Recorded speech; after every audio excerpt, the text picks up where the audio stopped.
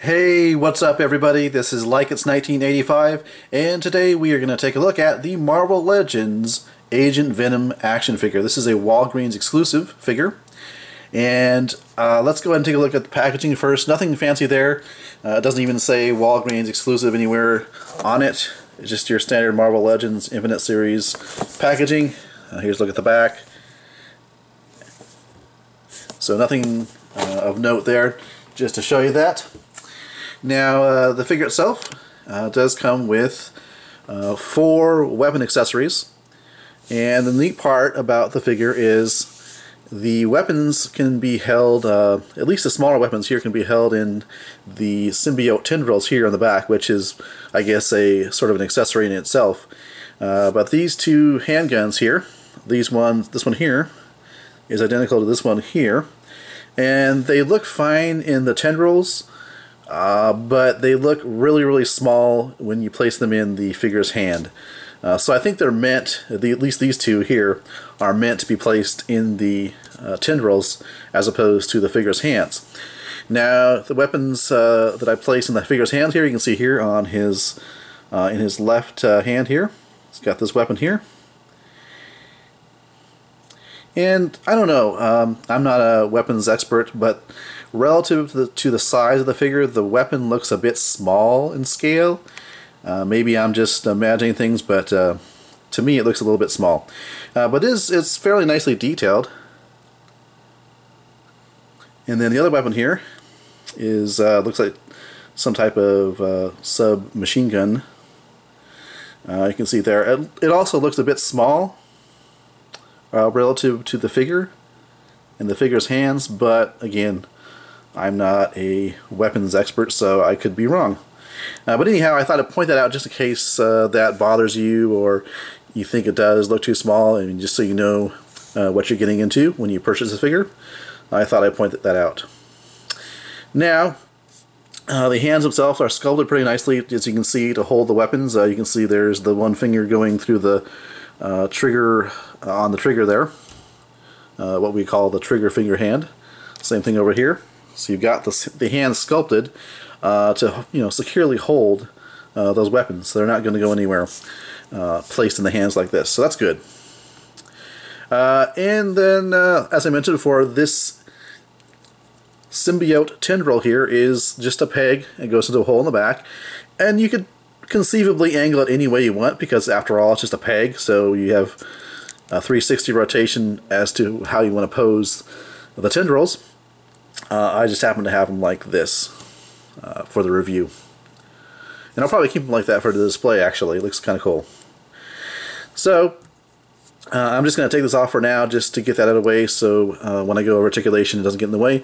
And it's just a, a semi-rigid plastic. But it's nice to have this because I happen to have also the Marvel Select Agent Venom, and that figure does not come with the tendrils. So this is a really nice inclusion for this figure to have this. Really cool. Because after all, one of my favorite parts about the symbiotes is the fact that it can basically, form tendrils, extensions from the body, and it definitely makes it feel more like a, symbiote to have this in the back as opposed to just have the figure like this itself. I mean, you could say that, not knowing anything about Venom or Agent Venom, you could look at this figure and say, well, that's a nice costume.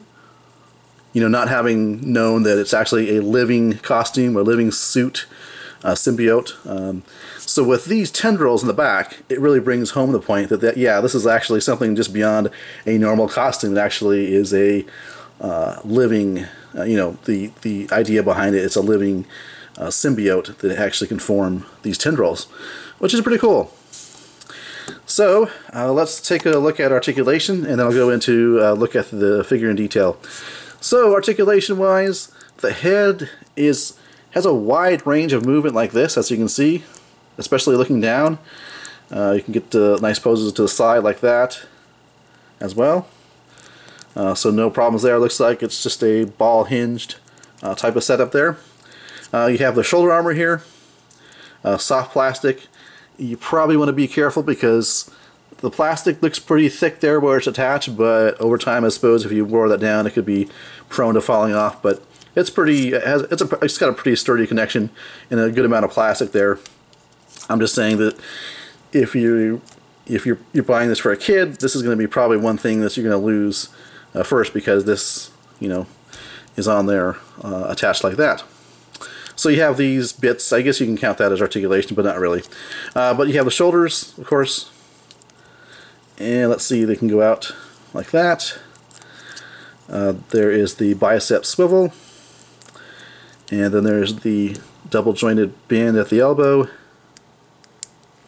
So really, to rotate the arm, you want to use the bicep swivel, because at this point here, all this is just a double joint. There's no rotation in it. Then you have a rotation here at the forearm, which is nice. And let's see, nothing at the wrist. But I don't think you really need anything at the wrist because you got the rotation at the forearm. So then looking at articulation at the lower ab section, there's actually appears to be probably in a ball joint. I can't see though, but you can see the joint's probably right there, kind of lower than usual. So you do have this, you know, type of movement there.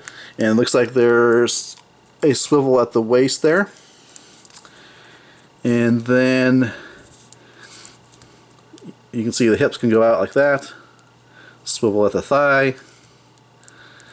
And it looks like one of those deals where you have to rotate the ball joint in the direction you want the leg to move. For example, right now the ball joint hinge is oriented such that the leg can move like that, but it can't really move straight forward until you actually rotate this ball hinge there. So that's a bit annoying, but then you have a swivel there at the thigh, like I was saying, a nice double jointed band at the knee, and then at the ankles, let's see what we got here, like that. Looks like a ball hinge joint. Not really a rocker, although it can kind of just go to side like that, just ever so slightly. But greater movement here is like this. And of course, well, actually I was about to say, yeah, you should be able to rotate it all the way around, although it's weird. It's kind of a weird joint where it's actually resisting that. But nonetheless, you do get, you know, articulation here at the ankle, which I think I messed up this ankle here.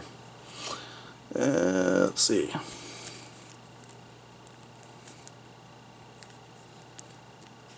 There we go. So let's take a look at the details of Agent Venom here. Not much to say about the head sculpt because it's pretty basic in design, so nothing really to say about that. Of course, the Venom logo looks pretty good. There are some splotches here, but you know, that's kind of normal with a mass-produced figure like this, so not a big deal. Plus, you could probably pretty easily fill it in because it's a white color. It could be pretty easily remedied on these little spots here and these little areas where the coat of white isn't on there as thick as maybe I'd like. So you could probably match that white color pretty well and fix it up. But as it is, it doesn't bother me too much. Nice detail here at the pouch area. Got some pouches here and here, and just very nicely detailed. Nothing's really functional, but the sculpt is really nice. And then we have the holster on his right leg, which contains a gun, but the gun is not removable. It's sculpted as part of this whole plastic bit here. A little bit unfortunate because this gun here seems to be in better scale to the figure than the guns here on the tendrils. If you just take a look at, you know, one of these guns and take a look at the grip compared to the one that's actually in the holster, which does not remove, and it's definitely, this one's better scaled even though it doesn't remove. So that's really all there is much to say about the figure. Obviously, in comparison to the Marvel Select figure, it's going to be smaller, but there are some key differences here I'd like to point out. For example, on the Marvel Select figure, it does have these pronounced spines on the shoulder armor here, on the forearms and on the legs, really pointy, spiny armor compared to here, where you can see there's evidence of it, but it's not as pointy, not as sharp. So there is that difference. I mean, there's a little bit of a ridge there to indicate kind of a spiky look and feel, but nothing as compared to this one, which really pronounced and really, you know, sharper in comparison. So that's really all the difference is. I think the logo, the spider logo, is different a little bit as well, but basically it's the same.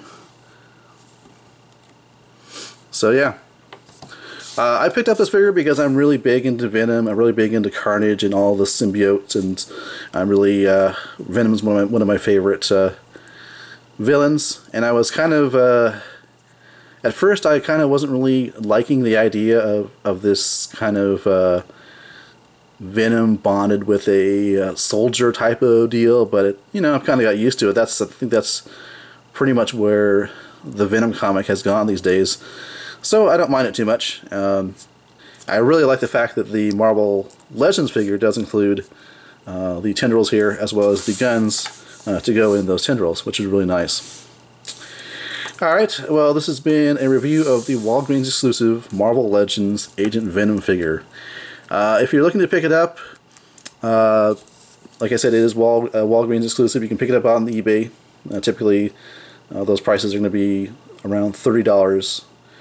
You know, basically twice the retail price of the figure, which is what I ended up having to do because I checked all my Walgreens. I have about 4 Walgreens within a reasonable driving distance, and I stopped by every one and did not have them on the shelves. Although I've heard people calling and asking for it, and the play at Walgreens would say something like, well, yeah, we got some in the back, but they're just not on display, which is what I should have done, but I just didn't think about that, and so I went ahead and got this from eBay. But I would definitely advise you, if you want to pick up the figure on retail prices, just go ahead and call your local Walgreens. You know, save gas money by calling beforehand, and just say, hey, you have this figure in stock, and maybe they'll say, no, we don't have it on the shelves, but we do have it in the back, and come on by, we'll hold it for you and pick it up like that way. So that's the way I would advise you to do it. Otherwise, you're going to have to resort to eBay. Alright, thanks for watching, and I'll catch you guys and gals later.